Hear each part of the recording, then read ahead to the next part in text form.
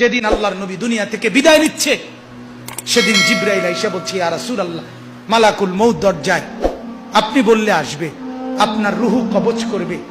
আল্লাহর নবী বলেন, আল্লাহকে জিজ্ঞেস করো জিবরাইল, আমি যদি আমার আল্লাহর কাছে যাই, আমার উম্মতের সাথে আমার আল্লাহ কি আচরণ করবেন, ওটা বলো, তারপরে আমি যাব। জিবরাইল গেলেন, আল্লাহর নবীকে আয়েশা শুনাইলেন, ও নবী, আল্লাহ তাআলা জানাইছেন আপনার অবর্তমানে আপনার উম্মত যখনই মাফ চাইবে, আল্লাহ তাআলা আযাব দিবে না, সাথে সাথে মাফ করে দিবে। আপনি যেমন মাফ চাইছেন তখন যেমন মাফ করছে, আপনার অবর্তমানে আপনার উম্মত নিজে নিজে মাফ চাইলেও আমি আল্লাহ মাফ করে দিই। এতদিন তো কে মাফ চাইছে? নবী নিজে মাফ চাইছে। এখন তো আপনি না থাকলেও আমি ওয়াদা দিলাম, আপনার উম্মত যদি নিজে নিজেও মাফ চায়, আমি মাফ করে দিই। নবী বললেন, তাহলে জিবরাইল, মালাকুল মউতকে বলো আমার জান কবজ করতে। তাহলে সারাটা জীবন তিনি ভাবলেন উম্মতের কথা। আজ যখন তিনি দুনিয়া থেকে বিদায় নিচ্ছেন, তখনও ভাবছেন কার কথা?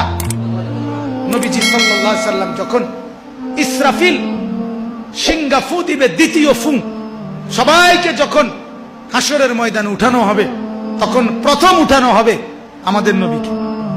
হাদিসে আছে 4 ফেরেশতা জিবরাইল, মিকাইল, ইসরাফিল, আজরাইল আসবেন নবীজির রওজা মোবারকে।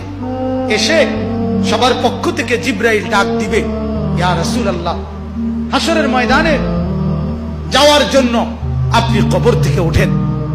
হাদিসে আছে আল্লাহর নবী সাল্লাল্লাহু আলাইহি সাল্লাম কবর থেকে চোখ মেলবেন, আর উঠে দাঁড়াইতেই কপালের বালু মুছতে মুছতে তাকাইয়েই বলবেন, প্রথম কথা, জিবরাইল, তোমরা শুধু 4 জন ফেরেশতাই আসলা আমাকে নেওয়ার জন্য, আমার উম্মত আসে নাই। আমার উম্মত কোথায়? আমার উম্মতের হালাত কি? আমার উম্মত কি আমার অবর্তমানে জাহান্নামে চলে গেল নাকি? জিবরাইল তখন বলবেন, হায় ইয়া রাসূলুল্লাহ, আজও বললেন না, আজও বললেন না, আজও সেই উম্মত যাওয়ার দিনও বললেন, দুনিয়ায় থাকতেও বললেন, আজও বললেন। আপনার উম্মতের এখনো উঠেই নাই, এখনো তো কবর থেকে কেউ তুলে নাই, আপনাকে তুলেই বাকিদেরকে উঠানো হবে। আল্লাহ নবী বললেন, তাইলে চলো, তাইলে ঠিক আছে, চলো হাসরের মাঠে। হাসরের মাঠে যাবেন সমস্ত নবী, আদম থেকে ঈসা এবং উনাদের উম্মত কিয়ামত পর্যন্ত। আমি সংক্ষেপে বলতেছি, সমস্ত নবীর উম্মত, নবীরা শুধু এক কথা বলবেন হাসরের ময়দানে, ইয়া রব্বি নাফসি নাফসি, ইয়া রব্বি নাফসি নাফসি, আয় আল্লাহ আমাকে বাঁচান, আমাকে বাঁচান। সমস্ত ফেরেশতারাও বলবে, আল্লাহ আমাকে বাঁচান। সমস্ত জিন বলবে, আল্লাহ আমাকে বাঁচান। পুরা হাসরের মাঠে একই শব্দ, আল্লাহ আমাকে বাঁচান, আমাকে বাঁচান। সবাই শুনবে, কে যেন একজন শুধু আছে, কোন এক জায়গা থেকে শোনা যাইতেছে, কে যেন একজন বলতেছে, ইয়া রব্বি উম্মতি উম্মতি, আয় আল্লাহ আমার উম্মতকে বাঁচান, আমার উম্মতকে বাঁচান।